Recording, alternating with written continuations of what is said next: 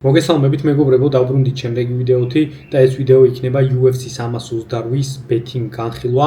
განახებთ ჩემ ბილეთებს, ცოტაოდენს ვიმსჯელებ საერთოდ ამ ქარდზე. მგონია რომ ძალიან კაი ქარდია ბეტინგისთვის, ძალიან კაი კოეფიციენტებია და დავიწყოთ ჩვენი ვიდეო. თუ მაინც უყურებთ ვიდეოს, დალაიქეთ, გამოიწერეთ არხი და დამიწერეთ კომენტარები. ამით ძალიან დიდი мотиваცია მეძლევა და უფრო მეტ ვიდეოებს გადავიღებ. სანამ უშუალოდ დავიწყებ ლაპარაკს ჩხუბებზე, მინდა აპდეიტი გითხრათ ჩემ სიტუაციაზე. წინაკვირის ვიდეოში ვთქვი რომ თანხას ვაგროვებდი კიმბოს ოპერაციისთვის, ლინკი დავდე და შემოვიდა დონაციები და ძალიან დიდი მადლობელი ვარ თითოეული თქვენგანის, ვინც დაადონატეთ. თითქმის ავაგროვე მთლიანი თანხა, სულ რაღაც 3-4% დარჩა და მოკლედ ჩავინიშნე უკვე კიმბოს ოპერაცია და ამ კვირაში გავუკეთებთ. კიდევ ერთხელ ძალიან დიდი მადლობა, ვინც გულთან ახლოს მიიტანეთ ეს ჩემი ამბავი და ოპერაციას გავუკეთებთ მოკლედ ეხა და შემდეგ დაგააპდეითებთ კიდე თუ როგორ იქნება კიმბო და როგორი სიტუაცია გვექნება. განსაკუთრებით დიდი მადლობა მინდა მოუხადო ირაკლი ჯაბნიაშვილს. არ ვიცი ჩემი მაყურებელი არის თუ არა და აქედან გაიგო კიმბოს ამბავი და აქედან დაადონატა თუ არა, ზუსტად არ ვიცი. ჩემი ახლობელი არ არის, სახელდაგვარი არ მეცნობა და ვფიქრობ რომ ამ ჩემი ვიდეოდან გადმოვიდა ფუჩავას დილით ავტვირთე ვიდეო და საღამოს შემოვიდა ეგ დონაცია. ამიტომაც ვფიქრობ რომ იმ ვიდეოს ნახვის მერე გადმოვიდა და შემდეგ დაადონატა. ყველაზე დიდი დონაცია იყო. თუ აქ ხარ და მიყურებ ძმაო, ძალიან დიდი მადლობა შენ ესეთი გულუხვი დონაციისთვის. მართლა ძალიან ბევრს ნიშნავს ჩემთვის. გადავიდეთ ახლა ჩვენ საქმეებზე. ჩავხედოთ წინაკვირის ჩვენ ბილეთებს. საერთოდ ნახეთ რომ ძალიან კარგად წამოვიდა. ავსტრალიის მთლიანი კარდი პროგნოზები 11-2-ზე იყო და ბილეთები რა პოზიციებიც ავიღე. ერთი ბრიჩეკის გარდა საერთოდ ყველა პოზიცია წამოვიდა. თუმცა ბრიჩეკი ყველა იმ ბილეთში მქონდა, რაც გავაკეთეთ თქვენთვის და რაც განახეთ. იმედია მაგის გარდა სხვა პოზიციები აიღეთ და გაამწვანეთ თქვენს. რამდენიმე მომწერა რომ გაამწვანეს ბილეთები. გილოცავთ თუ ნახეთ რამე წარმატება. ხოლო ჩემ ბილეთს რაც შეეხება ის ერთი რაც მეწერა, წამოვიდა ძალიან ჯიგრულად. გახსოვთ ალბათ ალჯოს ჩხუბამდე რაც დავწერე, ალჯოს ჩხუბში მქონდა რომ დესიჟენამდე მივიდოდა ჩხუბი, ეგ წამოვიდა. მე კოდის სტილი დავამატე, კოდის სტილმა მოიგო ძალიან ჯიგრულად პირველ რაუნდში ჰილ-ჰუკით. მე კოლბი თიკნესი იყო, კოლბიმაც წამოიღო. ბრენდო პერიჩიჩი გააგორა გაზიევი როგორც მეგონა და ბოლოს კარლოს პრატესი მქონდა მშვენიერი თითქმის 12 კუში წამოვიდა. ამას გარდა უშუალოდ კარდის მსვლელობის დროს მეინ ივენტში დავწერე კიდე ერთი ბილეთი მოახერხე და ესეც მშვენივრად წამოვიდა, ამასაც განახებთ. პირველი პოზიცია მქონდა მარვან რაჰიკის KO აღებული. პროგნოზები რო გავაკეთე ეგ მაგ ჩხუბის პოზიციები საერთოდ არ იყო და საერთოდ არ მქონდა ნალაპარაკები მაგ ჩხუბზე, მაგრამ როცა ვნახე ავიღე რაჰიკის KO, ძალიან დაბალი კოეფიციენტი ჰქონდა, მაგრამ ვიცოდი რომ ძალიან დიდი შესაძლებლობა იყო რომ წამოსულიყო, ამიტომ ავიღე პირველი რაჰიკის KO 1.55 წამოვიდა. მე ავიღე სტივი ერსეგის მოგება. მართალია ელიოტი მქონდა დაფიქული, მაგრამ უშუალოდ კარდის მსვლელობის დროს შევცვალე პიკი და ზუსტად მაგიტო ავიღე ერსეგი 1.58 წამოვიდა ერსეგიც. შემდეგ სალკილდის პირველი რაუნდის KO იდეალურად წამოვიდა დარიუშის წინააღმდეგ 2.52 ძალიან კაი კოეფიციენტი და ბოლოს მთავარ ჩხუბში 2.5-ზე მეტი 1.55 სულ 9.50 გამოვიდა. ძალიან კაი წარმატება ვნახე მეც ჩვენ წინ ავსტრალიის კარდზე. ბოლოს პრატესმა ცოტა მანერვიულა, აფინიშებდა მესამე რაუნდის დასაწყისში, უბრალოდ აღარ მიყვა და 2.5-ს რო გადაცდა, მე 40 წამში დააფინიშა. სხვა ბილეთებს რაც შეეხება, რაც შევადგინეთ თქვენთვის, მაინც ჩავხედოთ თუ რა როგორ მოხდა. პირველ ბილეთში ქონდა კოლბი თიკნესი აღებული, წამოვიდა კოლბი. მეორე პოზიცია იყო ბრენდო პერიჩიჩი, ესეც წამოვიდა და მესამე ბოლომ რამაც გააფუჭა ეს ბილეთი იყო მიქალიფის ფინიში გორიმბოს წინააღმდეგ. სამწუხაროდ ვერ დააფინიშა მიქალიფმა გორიმბო, დესიჟენით მოიგო და მაგიტო გაფუჭდა ეს ბილეთი. შემდეგი ბილეთი იყო 2.99 კუში მთლიანობაში. პირველი პოზიცია იყო ჯუნიორ ტაფა, ეს წამოვიდა. მე მქონდა ბრიჩეკი, ამან გააფუჭა ბილეთი. ბრიჩეკმა ძალიან ცუდად იჩხუბა, საერთოდ ვერაფერი ვერ დაუპირისპირა როუსტონს. ფიქრობდი რომ შეძლებდა და რამეს მოარტყავდა ან დგომშიც გაუკაჩავდა, მაგრამ საერთოდ ყველაფერი დაუბლოკა როუსტონმა და ყველაფერი გაუკეთა, რაც უნდა. ეს ძალიან ცუდი პროგნოზი იყო ჩემგან. შემდეგი იყო მიქალიფის უბრალო მოგება, ესეც წამოვიდა, ბრენდო პერიჩიჩი წამოვიდა და ბოლოს მშვენიერი სალქილდის პირველი რაუნდის KO. აქაც ერთმა პოზიციამ გააფუჭა, ბრიჩეკის პოზიციამ. შემდეგი ჰქონდა ბრენდო პერიჩიჩი პირველი პოზიცია, მერე სალქილდის პირველი რაუნდის KO და ბოლოს ბრიჩეკის KO. აქაც ბრიჩეკმა გააფუჭა, 18 გუში იყო მთლიანობაში. მოკლედ არ წამოვიდა ის ბილეთები, რაც შევადგინეთ თქვენთვის. თითო პოზიციამ გააფუჭა ყველგან, მაგრამ საერთო ჯამში მგონია, რომ კარგად იყო შედგენილი ბილეთები ნააზრევად. ოკეი, გადავიდეთ ახლა ჩვენი ამ კვირის ბილეთებზე. ამ კვირას მგონია, რომ ძალიან კაი ჭუბებია საბეთაოდ და ზუსტად ამიტომ 6 ბილეთი მაქვს შედგენილი. ვფიქრობ, ძალიან ბევრნაირად შეიძლება პოზიციების გადაბმა ამ ქარდზე და კაი ბილეთები შეკრა. უშუალოდ განახებთ მე რა და როგორ მაქვს შეკრული და რა თქმა უნდა შეგიძლიათ თქვენით აიღოთ, გადაანაწილოთ ეს პოზიციები, დაფიქრდეთ რა მოგწონთ ყველაზე მეტად ჩემი პოზიციებიდან და თქვენით შეადგინოთ, თუმცა რა თქმა უნდა შეგიძლიათ პირდაპირაც გადაწეროთ ბილეთები, მე განახებთ ჩემთვის რაც მაქვს შექმნილი ამ კვირისთვის. პირველი ბილეთი რაც მაქვს არის 5.53 კოეფიციენტი საერთო ჯამში. პირველი პოზიცია არის პეტ საბატინი უილიამ გომისის წინააღმდეგ. პეტ საბატინიზე ვილაპარაკე ძალიან ბევრი პროგნოზებში ვინც ნახეთ. ძალიან მგონია რომ გომის მოუგებს, მგონია რომ ჩაიყვანს ძირს და ან რამე საბმიშენს მოუნახავს, ან მგონია რომ დესიჟენით უეჭველი მოუგებს. არ აქვს გომისის სკილები რომ დაიცვას თავი პეტ საბატინის ტეიქდაუნებისგან და არ მგონია რომ ვაფშე არ მგონია რომ გაუკაჩოს. ზუსტად ამიტომ 1.57 საბატინის, ეხლა ცოტა დაეწია კოეფიციენტი, ეხლა თუ დადებთ ბილეთს ცოტა დაბალი იქნება ეს რამდენიმე დღის წინ მქონდა ასეთი კოეფიციენტები და საერთოდ სხვა პოზიციებიც შეცვლილი იქნება.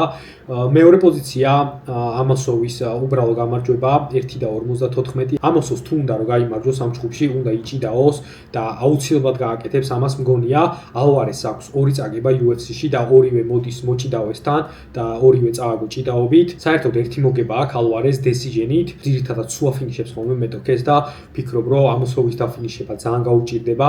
თან უჭერს ხოლმე კისერს და ძირითადად საბმიშენით აფინიშებს ხოლმე თუ ცდილობენ მის ძირს გადაყვანას, მაგრამ ვენდობი ამოსოვს მგონია რომ ძალიან ძნელია ამოსოვისნაირი მებრძოლის ძირს დაჭერა რამეზე. ძალიან გამოცდილია ამოსოვი და გრეპლინგიც ძალიან კარგად ეხერხება და მგონია რომ თავისი ჭიდაობით მოუგებს ალვარეს. შემდეგი პოზიცია გვაქვს ჯოშუა ვანის და ტაცურო ტაირას ჯგუფში, ფლაივეითების საჩემპიონო ჯგუფში, რომ არ მივა ჯგუფი ბოლომდე, ანუ ფინიში რო გვექნება ამ ჯგუფში. მგონია რომ ტაცურო ტაირა ძირს ჩაიყვანს და რამეს მოუხერხებს ძირს, ან ფეხზე თუ გაჩერდებიან, ძალიან დიდი შანსი ექნება ვანს რომ დაანოკაუტოს, ზუსტად მაგიტომ აქვს ეს პოზიცია აღებული და ბოლოს ხამზატ ჩიმაევის ფინიში. 1.64 ქონდა ხამზატის ფინიშს, მე როცა დავდე ბილეთი, ეხლა შედარებით დაწეული აქვს და ეხლა თუ გააიღებთ ამ პოზიციას, უფრო ნაკლები კოეფიციენტი აქვს. მთლიანობაში გამოვიდა 5.53. საბოლოოდ ეს არის ჩვენი პირველი ბილეთი. გადავიდეთ მეორე ბილეთზე. მეორე ბილეთიც მსგავსად პირველისა, 3 პოზიცია იგივე მაქვს დატოვებული, უბრალოდ ამოსოვის მაგივრად მაქვს შონბრედი ჩასმული, შონბრედის უბრალოდ მოგება 1.51. ვფიქრობ რომ მეჭიდავება არ ექნება პასუხები ბაკლის მის ჭიდაობასთან და ძირს თუ არ დააფინიშა, რამე მხიმეული თუ არ მოუძებნა, 3 რაუნდს მაინც მოუგებს. 5.52 კოეფიციენტი შეიკრა აქ მთლიანობაში, მსგავსად პირველი ბილეთისა, ძალიან ერთნაირი ბილეთებია, უბრალოდ ერთი პოზიციაა განსხვავებული. მესამე ბილეთი გვაქვს მთლიანობაში 10 კოეფიციენტი. პირველი პოზიცია მათეუშ რებეცკი, გრანდ დოუსონის წინააღმდეგ. რებეცკიზეც ბევრი ვილაპარაკე პროგნოზებში და აქაც ვიტყვი რომ ძალიან დიდი შანსი აქვს მგონია რომ დოუსონი გათიშოს, დოუსონს ძალიან ცუდი ყბა აქვს და რომც ვერ გათიშოს არ მგონია რომ დოუსონმა თავისი ამ ძიმე ჭიდაობით და გრეპლინგით დაჩაგროს, მგონია ძალიან დიდ წინააღმდეგობას გაუწევს რებეცკი და ძალიან ჩვეულებრივად შეიძლება დესიჟენითაც მოუგოს. ანდერდოგია რებეცკი 2.18 აქვს კუში და მშვენიერი პოზიციაა. მეორე პოზიცია აქაც შონ ბრედი ყავს და ბოლოს ხამზატ ჩიმაევის პირველი ან მეორე რაუნდის ფინიში 3.10 აქვს ამას, ესეც ძალიან მშვენიერი მსუყე კუშია. ამის კოეფიციენტიც დაჭერილი მაქვს, როგორც ხედავთ, 3.10 ქონდა, როცა ეს ბილეთი შევადგინე, ეხლა 2.20-ია ჩამოსული. მეოთხე ბილეთი მსგავსად წინა ბილეთისა, აქაც 3 პოზიცია მაქვს. პირველი პეტ საბატინი, მეორე მათეუშ რებეცკი, პეცაბატინის 1.54, რებეცკის 2.28 და ბოლოს მაქვს აქ აღებული ვოლკოვის და აკოსტას ჩხუბში, რომ ვოლკოვი მოიგებს მესამე რაუნდში ან დესიჟენით. 2.10 აქვს და მთლიანობაში 7.37 გამოვიდა.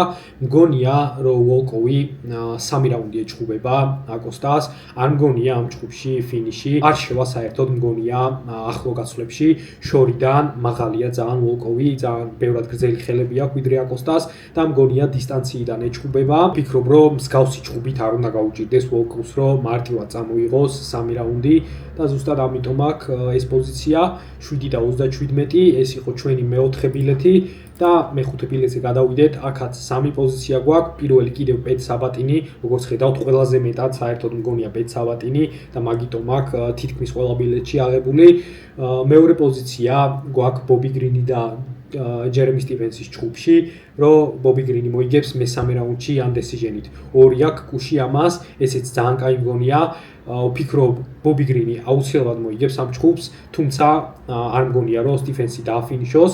ასე თუ ისე გამძლეა მაინც სტივენსი, თან რაც დაბრუნდა UFC-ში, წინა ჩხუბი მეისონ ჯონს ეჩხუბა და 3 რაუნდიანი დესიჟენი წააგო.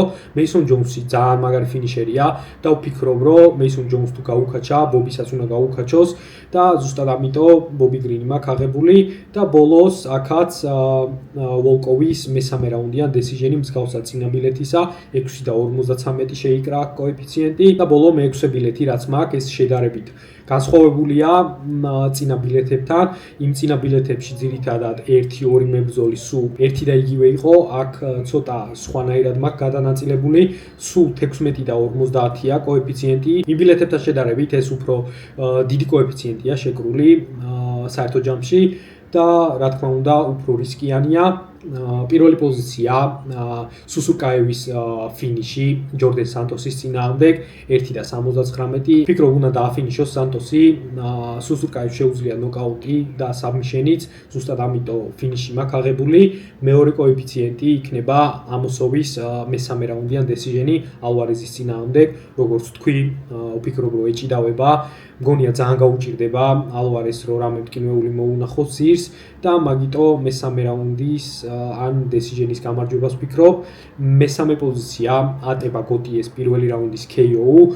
ოზიდიას მგონია რომ უნდა გადაუაროს. ოზიდიაზი არ არის საერთოდ მაღალი დონის მებრძოლი. აქ წარსულში წაგებები პირველი რაუნდის ნოკაუტით, უყვარს ფეხზე დგომი და ფეხზე თუ ედგება გოტიეს, ვფიქრობ რომ აუცილებლად უნდა დააფინიშოს თავიდანვე. მეოთხე პოზიცია შედარებით უფრო სეიფია, 1.58 კოეფიციენტი არის ვოლკოვის და აკოსტას ჩხუბში, რომ დესიჟენამდე მივა ჩხუბი. არ აქვს მნიშვნელობა რომელი მებრძოლი მოიგებს. ძალიან რეალური მგონია ეს პოზიცია და მაგიტო ავიღე ამ ბილეთში და ბოლოს მაქვს აღებული ხამზატის საბმიშენიან დესიჟენით გამარჯვება. ძირშეყვანილ სტრიკლენდს რამეს მტკივნეულს გაუკეთებს, უფრო ხედავ რომ ზურგზე შეაჯდეს და rear naked-ით გაგუდოს.